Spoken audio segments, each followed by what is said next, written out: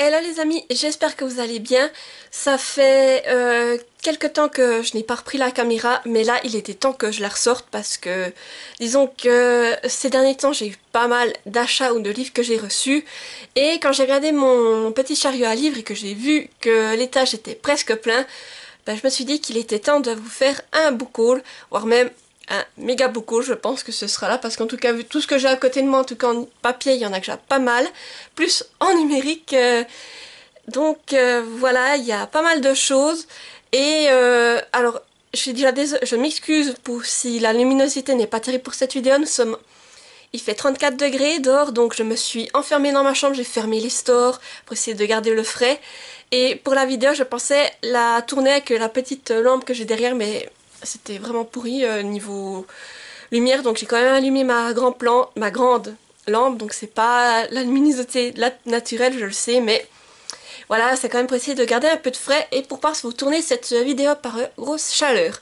Donc, je ne vous fais pas attendre plus longtemps, c'est parti, je vous montre mes derniers achats.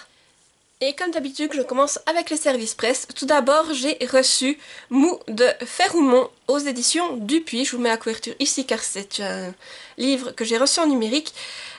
Ici, du coup, on suit Charles qui est un loser et qui rate tout ce qu'il entreprend, et y compris qui a du mal avec les relations avec les femmes. Jusqu'au jour où il va passer la nuit avec Paola. Cela ne se passe pas du tout comme prévu. Paola, c'est une chimiste pour l'équivalent de la NASA mais en Europe. Et en repartant, Charles part déjà discrètement chez Paola et il va boire une mixture qui se trouve dans son frigo en pensant que c'est de la limonade. Sauf que cette boisson, en fait, c'est une expérience qu'est en train de faire Paola. Et suite à ça, il va se retrouver métamorphosé en une espèce de monstre gluant, mou. Et sa vie va totalement changer. Voilà pour le bref résumé. Donc on est sur une BD. Moi à l'heure actuelle je l'ai déjà lu. Vous avez déjà mon avis sur Instagram, c'est possible. Je ne sais plus si je l'ai déjà tout publié, mais en tout cas je l'ai lu. Alors c'était une BD assez particulière, mais j'ai trouvé ça vraiment sympathique et j'ai passé un bon moment avec. J'ai également reçu La Louve originelle, le tome 1 de Marie-Bénédicte Kulig aux éditions La Lys Bleue. Je vous mets également la couverture ici car c'est un service presse numérique. Et je remercie encore les éditions La Lys Bleue qui m'ont gentiment envoyé ce roman. Donc je vous lis le résumé. À la suite d'un tragique accident, April se retrouve orpheline et n'a d'autre choix que de quitter l'Alaska pour aller vivre dans le Wyoming chez son oncle. Elle doit alors s'adapter à sa nouvelle condition dans le ranch familial, ainsi qu'à la part sombre qui s'est éveillée en elle après le décès de sa mère. Entre découverte de ses origines, de cet homme mystérieux et de cette prophétie ancestrale, April réussira-t-elle à maîtriser sa part animale? Voilà, donc c'est un livre que les éditions Les Bleus m'ont dit que si je souhaitais une de leurs publications, j'avais qu'à demander, ils me l'enverraient. Donc j'ai repéré ce livre et quand j'ai lu le résumé, j'ai pensé que ça devait être avec des loups-garous. Donc je me suis dit pourquoi pas, et je l'ai demandé et ils me l'ont gentiment transmis, donc j'ai vraiment hâte de me lancer dedans. Et je vous l'avais présenté dans ma pile à lire pour le challenge été glacé de Nina Quill, mais malheureusement je n'ai pas eu le temps de le lire entre temps pendant le challenge, donc ce sera partie remise pour plus tard, mais en tout cas elle me fait très envie et vous le verrez passer tout prochainement. J'ai également reçu une autre BD, il s'agit d'un sombre manteau de Gem Martin aux éditions Dupuis toujours. Donc je remercie encore les éditions Dupuis qui m'ont envoyé ce service presse, c'est en numérique, donc voilà vous avez la couverture ici. Je vous lis le résumé. Un petit village des Pyrénées au milieu du 19e siècle. Mara est une vieille guérisseuse célibataire qui vend ses remèdes aux villageois et doit faire face à leur mépris. Son mode de vie rude et isolé est en effet mal vu par un milieu patriarcal et centré sur la famille. Un jour, elle recueille en forêt Serena, jeune fuyarde muette au passé mystérieux. Mara la soigne et lui fait découvrir le métier de guérisseuse et les secrets de la montagne. Mais cette nouvelle venue n'est pas bien vue au village, d'autant plus quand une épidémie éclate, menaçant la vie des habitants et de leurs bêtes. Voilà, donc pareil, c'est une bande dessinée qui m'a fait envie dès que j'ai vu la couverture, que j'ai lu le résumé, ça m'a tout de suite intriguée, donc je l'ai demandé. Je remercie encore maison d'édition qui me l'a transmis.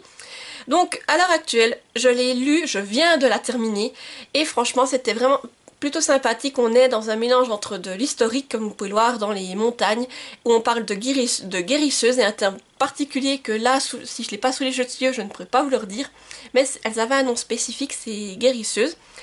Et c'est vrai qu'il y a en plus ce que j'ai bien aimé, c'est qu'il y a un peu une toute petite touche de fantastique, mais c'était une lecture vraiment sympa à découvrir avec un côté un peu sombre, mais qui m'a néanmoins beaucoup plu. J'ai également reçu L'Invisible de l'internat Blesswood d'Oksana Hope aux éditions Scrinéo, qui est un livre qui va paraître le 29 août.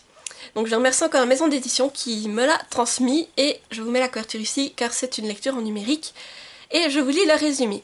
Aura et Hayden, des jumeaux inséparables, font leur entrée à l'internat Blesswood, un collège en apparence ordinaire. Entre les élèves qui chahutent, les professeurs qui donnent trop de devoirs et les surveillants un peu trop sévères, ils pensent mener une scolarité tranquille, jusqu'à leur rencontre avec Natacha, une élève invisible aux yeux de tous, sauf des leurs. Comment s'est-elle retrouvée dans cet état? Accompagnée d'Eddie, un nouveau camarade timide et peureux, le groupe décide d'aider Natacha. Mais à mesure que leur enquête avance, les menaces se multiplient et le danger grandit. Un danger dont les grognements résonnent dans les couloirs du collège. Oui, voilà, donc c'est un livre qui me fait vraiment envie, ça me fait un peu penser à un chair de poule, un peu dit comme ça, mais en plus, venant de Scrinéo, je me dis que ça peut être sympa d'avoir une petite lecture un peu spooky, on va dire. Et quand je l'ai vu, j'ai directement demandé voir si je pouvais le recevoir, et vraiment, comme je vous dis, il me fait super envie, donc j'ai hâte de le lire et de pouvoir vous en reparler, surtout quand cette période un peu de canicule. Ça va peut-être me faire du bien de lire un peu un livre qui fait peur, parce que là, je lis beaucoup des livres plutôt rafraîchissants, et ça changera un peu au niveau de mes lectures, mais en tout cas, comme je vous dis, il me fait super envie, et j'ai hâte de vous en reparler tout bientôt. Et j'ai également reçu E-Lenter de Dan Loyer, Moon Lee et Claudia Razzoli aux éditions Jungle Chimère. Je vous mets la couverture également ici car c'est une BD numérique. Et je remercie encore la maison d'édition pour l'envoi de ce service presse. Et ou plutôt ce roman graphique sera publié le 22 août. Je vous lis du coup le résumé. En E-Lenter, territoire glacé, hostile et isolé, cohabitent bêtes, maléfiques et humains. Les tueurs, chasseurs, hors pair et maîtres incontestés de cette société protègent les habitants des menaces extérieures. Ilia, jeune fille rebelle, rêve de s'élever au rang de tueuse. Son amour appartenant à cette caste supérieure, elle est prête à passer la cérémonie pour le rejoindre. Or, cette épreuve, si elle peut lui offrir ce statut, peut aussi lui ôter la vie. Mais une bien étrange découverte va changer l'image qu'elle a de son peuple et faire basculer son destin. Oui, alors c'est un livre que j'ai aussi demandé, car quand j'ai vu la couverture avec cette espèce de loup, et le style de dessin, ça m'a tout de suite parlé, ces couleurs un peu vives, ça m'a plu. J'ai lu le résumé, ça m'a d'autant plus hypé, et du coup, je ne pouvais pas faire autrement, et après je me suis dit, bon, allez, ça aurait été un roman, j'aurais plus réfléchi, mais là, comme c'est un roman graphique, une BD, je me suis dit, bon, c'est vite lu, donc tu peux te le permettre, et surtout, quand j'ai vu ce style de dessin, comme je vous dis, c'est un style qui me parle, donc il fallait que je me le procure, et je remercie du coup la maison d'édition qui m'a gentiment envoyé ce service presse, et là pareil, vous le verrez, c'est tout bientôt, surtout que là, avec l'eau sur la couverture, me fait super envie. Et je me dis que c'est une lecture qui serait idéalement passée pour le challenge été glacé, donc on est encore dedans pendant cette semaine, au moment où je vous tourne la vidéo, on est dans la deuxième semaine du challenge, donc à voir si j'ai le temps de la lire encore à ce moment pour la faire rentrer dans le challenge ou pas. Et j'arrive au dernier service presse, donc là c'est un service presse papier. J'ai reçu le nouveau frisson suisse, Le vol de l'œuf impérial de Catherine Rolland aux éditions Ouzou Suisse. Je vous montre la couverture. Vraiment, j'ai très hâte, je l'avais demandé, il me faisait très envie. Et je suis heureuse de l'avoir reçu. Je vous lis le résumé. La vie d'Alice bascule lorsqu'un matin la police fait éruption chez elle pour arrêter son grand frère Eric. Il est soupçonné d'avoir agressé monsieur Vasilievich, un vieil homme retrouvé dans le coma. Catastrophée, Alice va tout tenter avec l'aide de son meilleur ami Jules pour prouver l'innocence de son frère. De fil en aiguille, leur enquête les mène sur la piste d'un secret bien gardé. Monsieur Vasilievich détenait un inestimable œuf de Fabergé, volé au moment de son agression. Une périlleuse course contre la montre les attend pour retrouver ce trésor et le vrai coupable. Arriveront-ils à démasquer le voleur et à innocenter Eric? Donc voilà, c'est vraiment les frissons suisses, comme vous le savez, j'en parle depuis un certain temps, mais c'est une saga jeunesse que j'adore, et quand j'ai vu qu'un nouveau frisson suisse allait sortir, ben, j'ai craqué, j'ai demandé à la maison d'édition si je pouvais le recevoir, d'autant plus qu'il est écrit par Catherine Rollo, qui est une autrice dont j'ai lu plusieurs titres, dont sa saga Emma Paddington, et que j'ai adoré, et pareil là, je voulais découvrir son nouveau frisson suisse.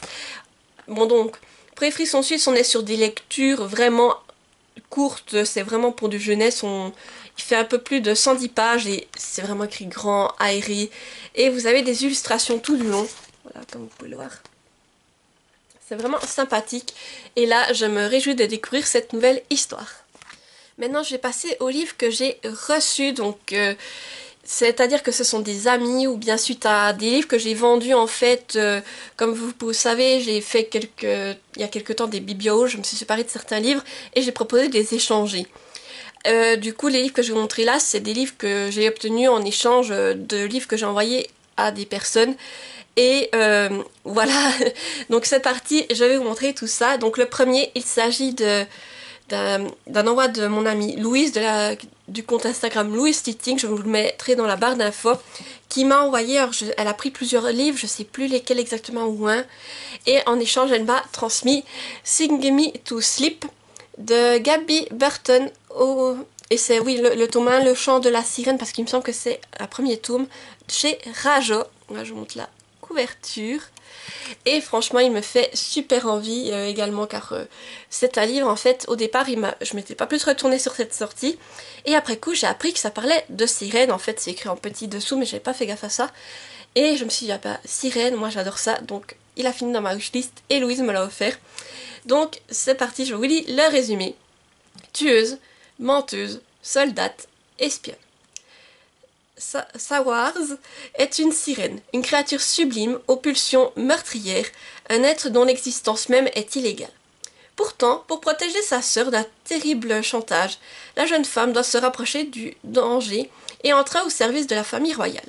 Désormais, garde du corps du séduisant prince héritier du royaume de Kerdr, Sawars a de plus en plus de mal à cacher son identité. D'autant qu'elle est chargée d'arrêter un assassin sanguinaire qui sévit en ville. Autrement dit, elle-même.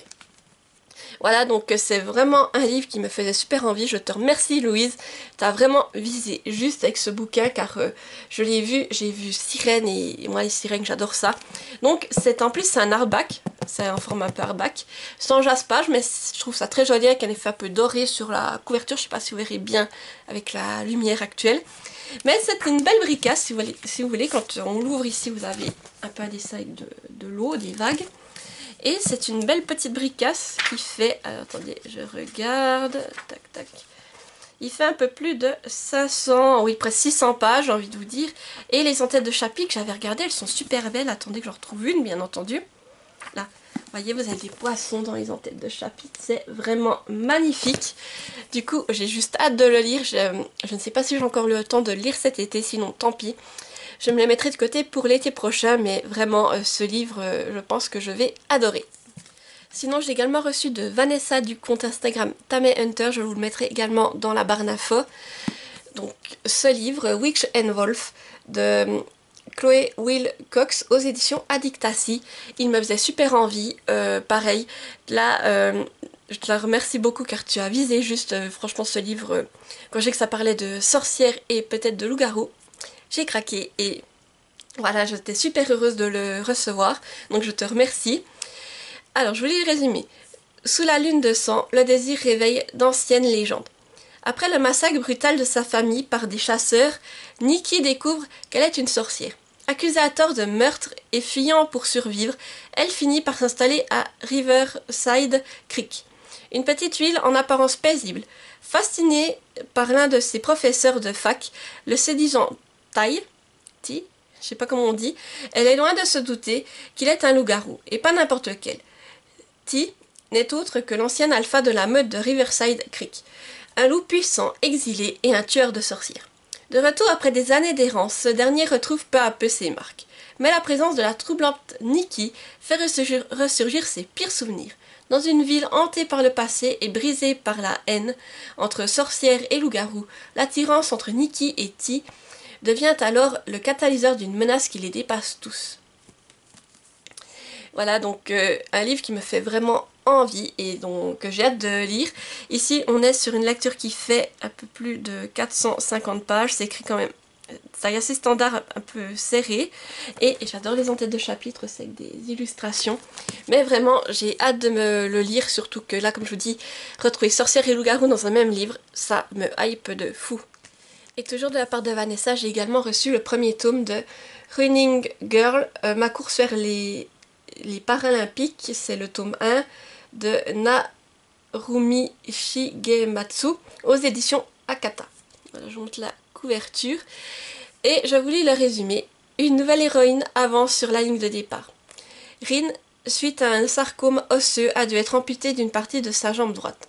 Depuis, la lycéenne a bien du mal à retrouver goût à la vie. Mais grâce à cette découverte des lames, des prothèses adaptées aux sportifs, la jeune fille va se fixer un nouvel objectif: participer aux Jeux paralympiques de Tokyo. Dans Running Girl, ma course vers les Paralympiques, Narumi Shigematsu met en avant le parcours d'une adolescente courageuse qui se relève toujours malgré les épreuves que la vie lui impose. Et c'est une série qui est terminée en 3 tomes. Donc comme mot-clé on retrouve handicap, sport et amitié. Donc voilà, c'est un manga que j'avais depuis un moment dans ma wishlist et je suis heureuse de l'avoir enfin, surtout que je me dis qu'une fois que j'aurai les 3 tomes, je pourrai lire d'un coup. C'est une petite saga et ça a l'air vraiment sympathique, et de mettre en avant justement un handicap et le fait de vouloir quand même réaliser ses rêves malgré tout, et je trouve ça vraiment sympa. Au niveau des dessins, j'aime bien la façon dont c'est fait, c'est assez détaillé, je trouve, en tout cas j'aime bien ce style de dessin. Voilà, et j'ai hâte de le lire. Et sinon, Vanessa m'a également offert des petits stickers en lien avec la lecture que j'avais demandé. Voilà, ça se présente comme ça, c'est une petite boîte, je crois qu'il y en a 100. Et juste pour vous montrer un peu ce qu'il y a dedans, je vous en ai sorti quelques-uns, voilà. Sinon vous avez également celui-ci qui est sympa, ou celui-là. Voilà, donc là je vous en montre quelques-uns vite fait. N'hésitez pas à me dire en commentaire si vous seriez intéressé à voir tous les stickers qu'il y a dedans. Et au cas où, si vous voulez vous la procurer, je vous mettrai le lien dans la barre d'infos. Maintenant on va passer à mes achats à proprement parler. Donc pour commencer, j'ai fait une grosse commande de manga. Je vous explique, en fait j'ai commencé à relire une certaine saga de manga. Et comme je lis, non, en plus de la lire, je regarde en plus avec Chéri la série à côté. Eh bien il fallait que j'avance parce que j'avais envie de d'abord découvrir tout ça en manga avant de le voir en animé. Donc je me suis rendu compte que j'avais fini en fait que j'avais plus de tomes de réserve dans ma palle, et là je me suis dit oula, il va falloir t'en procurer, surtout s'il faut que tu avances. Donc je me suis pris le tome 17 de Détective Conan, avec en plus le tome 18, le 19 et le 20. Voilà. Donc, pour faire un bref résumé, je pense que vous connaissez tous Détective Conan, c'est assez connu. On suit Shinichi Kudo qui était un lycéen de 16 ans, sauf que en enquêtant sur une affaire, il se fait repérer. On lui a fait prendre un poison expérimental et suite à cela, il est redevenu un enfant. Donc, son intellect n'a pas changé, mais son corps est redevenu celui d'un enfant. Et suite à ça, il se fait appeler Conan Edogawa et il résout des enquêtes. Et son but, c'est d'essayer de retrouver ceux qui lui ont fait prendre ce poison pour retrouver sa taille normale. Voilà, donc pareil, j'ai hâte de continuer les détectives Conan. J'aime bien les styles de dessin, c'est peut-être assez sombre, mais c'est très réaliste et les enquêtes sont vraiment passionnantes. Donc j'ai vraiment hâte de me replonger dans la suite de cette série de mangas. Sinon, je me suis également procuré Semeuse de rêves d'Oksana Hop aux éditions Plume Blanche. Je vous mets la couverture ici, c'est un achat en numérique. En fait, je vous explique, il y a eu une offre, je crois que c'était sur le mois de juillet, où chaque jour vous aviez des e-books de différentes maisons d'édition qui étaient soldés à même pas 1 euro, je sais plus. Et je sais plus le nom de l'offre, mais voilà, un jour j'ai été voir, il y avait ce livre-là qui avait l'air intéressant et j'ai craqué, je me le suis procuré. Je vous lis le résumé. Simple bergère, Freya aspire à plus, bien plus.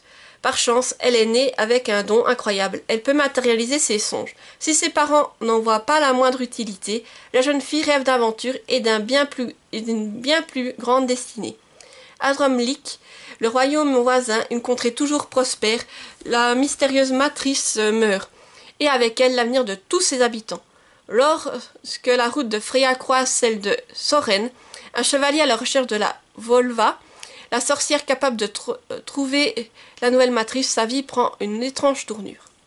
Donc voilà, là on est sur une histoire fantasy, mais je vais vous avoir été intriguée par la couverture avec ces créatures fantastiques, et pour le prix où je pouvais me procurer ce roman, je me suis dit pourquoi pas, surtout que c'est du numérique donc ça ne encombrera pas ma bibliothèque, mais vraiment il me fait envie et le résumé m'a emballé donc j'ai craqué, je me le suis procuré. Je me suis également procuré une fin de saga avec Il était une fois. Là, donc j'ai acheté le tome 3, La princesse au petit pois, c'est d'Eloisa James aux éditions J'ai lu. J'ai pris le tome 4, Une si vilaine duchesse, et le dernier tome, le tome 5, La jeune fille à la tour. Voilà, donc je me les suis procuré en numérique, je vous les mettrai ici, je vais un peu me décaler pour le coup. Donc je vous lis juste le résumé du tome 3, ce sont des histoires d'amour qui sont repris de contes de fées qui sont en général peut-être assez osés mais que je trouve sympathiques. Par une nuit d'orage, Olivia Lytton frappe à la porte du duc de Scones après que sa calèche a versé dans le fossé. Sublime apparition, ses longs cheveux dénoués ruissellent, sa robe trempée souligne des courbes somptueuses. Ébloui, Queen ne peut s'empêcher de lui voler un baiser. Lui, le mathématicien de génie imperméable aux émotions, s'embrase soudain pour cette femme au franc-parler déconcertant et au langage fleuri. Aurait-il enfin trouvé sa duchesse? Mais n'est-il pas déjà fiancé à la sœur d'Olivia, très précisément? Voilà, je vous lis juste ce résumé là. Donc, comme je vous disais, ce sont des réécritures de contes, mais avec des romances assez osées. J'avais déjà lu le tome 1, qui est une reprise de Cendrillon, et le tome 2, qui reprend La Belle et la Bête. J'avais vraiment apprécié. Ça me plaît en plus ce mélange historique-romance, comme ça. Avec un peu du Bridgerton plus osé, j'ai envie de vous dire. Et ça me plaît beaucoup, donc je voulais me procurer les derniers tomes, et comme en papier j'ai vu que dans les éditions que j'avais c'est dur de se les procurer, donc j'ai décidé de les prendre en numérique. Donc pareil là, comme chaque tome est un peu indépendant des autres, comme chaque fois c'est d'autres personnages, il n'y a pas besoin de les lire à la chaîne, donc c'est ça qui est intéressant, et comme ça je pourrais en garder pour les lire au fur et à mesure de mes envies. Et pour terminer ce book haul, lors d'un passage à la FNAC, j'ai complètement craqué, j'ai acheté 5 livres. Donc je m'explique pourquoi ce gros craquage. Déjà j'avais un bon qui me restait d'une vingtaine d'euros que j'avais à servir, et en plus une fois sur place, Chéri avait également un bon et il m'a informé que en fait il avait rien trouvé à s'acheter, donc du coup qui me le laissait. Alors du coup j'ai fait la razzia dans la FNAC. Donc pour commencer, je me suis procuré le premier tome des 7 saints sans visage. C'est de M.K. Lob aux éditions de Saxus. Voilà, je vous montre la couverture. Bon, il y a encore le blister, donc vous aurez les reflets. Et je vous lis le résumé. Les saints sont miséricordieux. Toutes les histoires en témoignent, mais elles racontent aussi qu'ils ont soif de sang. Dans la ville d'Ombrasia, les disciples bénis par les saints vivent dans l'opulence, tandis que les défavorisés dépourvus de magie vivent dans la pauvreté et sont envoyés au front. Rose, pourtant bénie par patience, refuse cette injustice. Emplie de haine depuis l'assassinat de son père, elle est prête à tout pour démanteler ce système corrompu. Tout juste nommé chef de la sécurité au Palazzo par son père, Damian est censé être impitoyable et servir les saints avec une dévotion indéfectible. Mais il est en réalité brisé par des années passées à se battre dans une guerre sans fin. Il doit faire ses preuves afin de prouver sa valeur. Lorsque des bénis et des défavorisés sont retrouvés assassinés, Damian et Rose sont forcés de faire équipe pour démasquer le meurtrier. Pourront-ils sauver la ville d'un mal qui menace de tout détruire sur son passage, or que les saints eux-mêmes se mettent à trembler?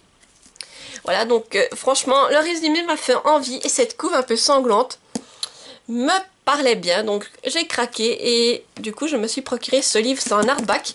Alors ça a l'air d'être... Est-ce que c'est une jaquette ou pas? Je ne crois pas que c'est une... Aussi, ça doit être une jaquette, donc je me demande ce qu'il y aura dessous, mais il n'y a pas de jaspage pour celui-ci.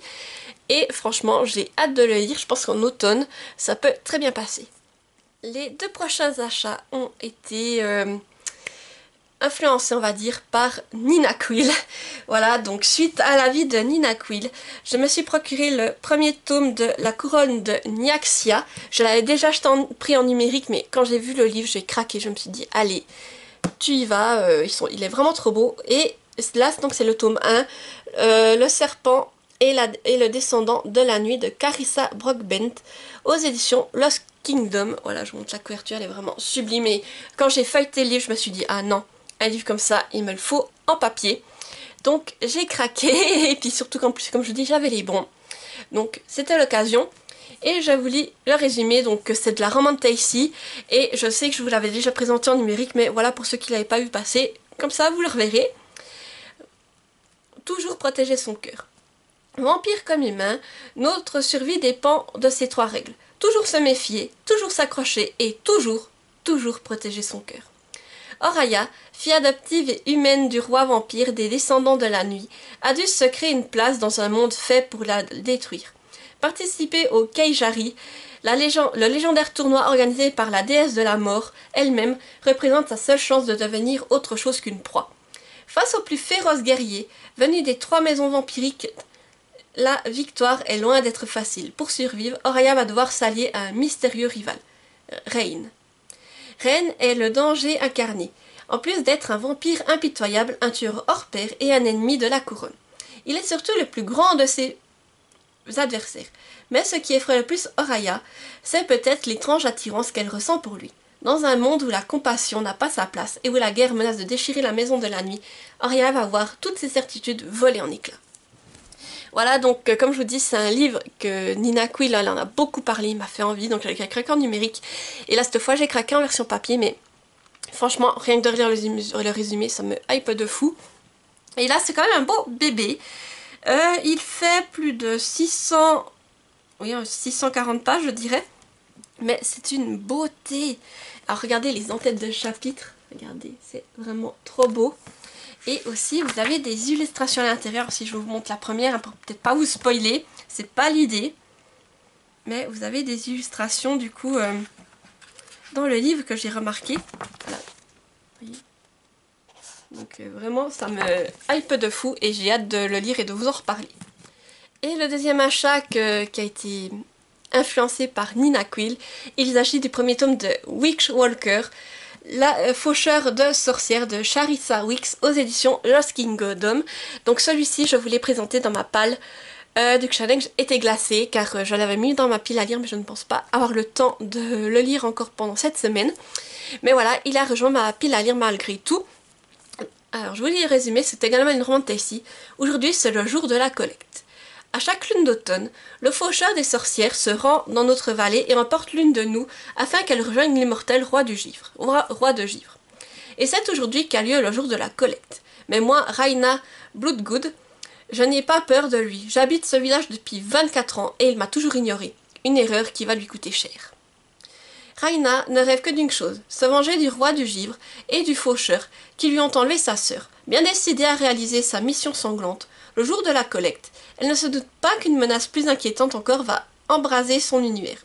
Sorti des cendres, le faucheur Alexus Thibault se dresse devant elle. L'homme qu'elle a juré de tuer devient le seul capable de sauver sa sœur. Propulsée dans un mythe de feu et de glace et de dieux antiques, Raina doit renoncer à sa vengeance et aider le faucheur de sorcières à sauver le roi du Givre, sous peine de laisser le vampire et sa sœur tomber aux mains de l'ennemi. Mais quand la limite entre le bien et le mal se brouille, Raina a plus à perdre qu'elle ne l'imagine. Que faire quand votre ennemi de toujours n'est plus le méchant qui vous a volé votre sœur, mais le héros qui vous a volé votre cœur? Voilà, donc là, pareil, c'est un livre qui me fait extrêmement envie. Il est magnifique. Ici, il est plus petit que celui que je vous ai présenté avant. Il fait environ un peu plus de 480 pages. Les entêtes de chapitres sont également sublimes. Regardez-moi ça. Et vous avez, je crois, également des illustrations, si je dis pas de bêtises. J'en ai vu en le feuilletant. Si je veux bien. Voilà, vous avez des illustrations. Comme vous pouvez le voir, également à l'intérieur. Donc celui-ci, pareil, si j'ai pas le temps de le lire pour ce challenge, je le garderai précieusement de côté pour cet hiver. Sinon, j'ai également critiqué pour le premier tome de Beast of Prey que la chasse commence d'Diana Gray aux éditions de Saxus. Voilà, je montre la couve. Ça fait un moment qui me faisait craquer. Là, quand je l'ai vu en papier, je me suis dit pourquoi pas. Je vous lis le résumé. Que la chasse commence. Coffee, une jeune fugitive qui possède un mystérieux pouvoir, et Akon, un futur guerrier qui veut prouver sa valeur, décide de former une alliance singulière pour traquer le légendaire Shetani, un monstre qui menace leur ville depuis près d'un siècle. Ensemble, ils entrent dans la grande jungle, un monde imprégné d'une magie sauvage et d'indicibles dangers. La chasse commence, mais il devient rapidement difficile de savoir s'ils sont les chasseurs ou les chassés. Voilà, donc là pareil, cette histoire c'est que il y a une menace et qu'on ne sait pas vraiment si vous êtes la proie ou le chasseur. Ça m'intrigue de fou et pareil, je voulais le lire. Parce qu'à sa sortie, je m'étais dit oui, ça peut être une bonne lecture. Finalement, je ne l'avais pas acheté. Puis là, quand je l'ai vu, je me suis dit bon, ça fait un moment qu'il est sorti, mais c'est pas grave. Je veux le découvrir. Donc là, pareil, je pars sur une lecture qui fait environ 500 pages. C'est écrit quand même une taille standard assez serrée, je trouve. Est-ce qu'il y a des en-têtes de chapitres? Non, là, j'ai les parties. Les en-têtes de chapitres sont... Ah, j'en ai... Bien sûr, quand il faut vous montrer... Ah, voilà. Voilà, vous voyez comme ça donne. Mais vraiment, ça me plaît beaucoup. Je pense que le principe me plaît beaucoup. Et selon ce que donnera ma lecture de ce tome 1, je me procurerai la suite. Et voilà, on arrive également au dernier livre de ce book haul. C'est un livre qui me faisait extrêmement envie et que je me retire d'acheter depuis un moment. Mais là, j'ai craqué. Je me suis procuré Noblesse oblige de Maïwenn Alix aux éditions Slalom. Voilà, je vous montre la couverture et le sublime jaspage que vous pouvez voir. Du coup, je vais vous lire le résumé. Qui seront les heureux élus? La révolution de 1789 n'ayant pas abouti, la France est dirigée par le roi Louis XXI. La monarchie autoritaire s'assure néanmoins le soutien du peuple en mettant en scène son faste et sa cour dans des émissions de télé-réalité. Noblesse oblige, est la plus regardée d'entre elles. On y suit chaque année une poignée de jeunes roturières élues à qui l'on offre la chance de rencontrer de grands héritiers et de faire un mariage avantageux. Gabrielle, secrètement anti-royaliste, apprend qu'elle fait partie des candidates. C'est l'occasion rêvée d'infiltrer la monarchie et de dénoncer ce qui se cache sous le vernis de la cour. Or, ce qu'elle va découvrir dépasse de loin tout ce qu'elle pouvait imaginer. Voilà, donc là aussi on est un peu dans une histoire où c'est que qu'est-ce qui se serait passé s'il n'y avait pas eu la révolution. Et ça me plaît beaucoup, surtout avec ce principe un peu de télé-réalité. Ça m'a vraiment hypé, le livre en plus c'est super beau avec ce jaspage. Et là j'ai craqué pour l'occasion et pareil il me fait super envie en été, je pense que ça peut très bien passer. Je vais encore essayer de le lire pendant les vacances, mais si je n'y arrive pas, je me le mettrai peut-être de côté pour plus tard ou pour le printemps ou l'été prochain. Là on part sur une lecture qui fait alors 300... un peu plus de 390 pages. C'est écrit quand même assez grand et assez aéré. Et au niveau des en-têtes de chapitres, c'est comme ceci. Donc voilà, vraiment, il me fait super envie et j'ai hâte de le découvrir. Et du coup, voilà pour ce book haul. J'espère qu'il vous aura plu. N'hésitez pas à me dire en commentaire si vous aussi vous avez certains de ces livres. S'il y en a qui vous font envie parmi ceux que je vous ai présentés. Ou n'hésitez pas à me dire vos derniers achats. Et si vous êtes trop timide pour me laisser un commentaire, eh bien mettez-moi un emoji. Là, comme c'était un méga book haul, mettez-moi un emoji. Vous savez, vous avez les livres entassés. Juste pour me dire que vous êtes là et que vous avez regardé jusqu'au bout. Sinon, n'hésitez pas à mettre un petit pouce en l'air pour me soutenir, à vous abonner pour me soutenir la chaîne et aussi pour un peu faire que d'autres personnes découvrent la chaîne à cause de l'algorithme, et aussi activer la petite cloche pour ne pas rater mes prochaines vidéos. Voilà, sur ce je vous dis à bientôt pour une nouvelle vidéo et portez-vous bien, bye bye.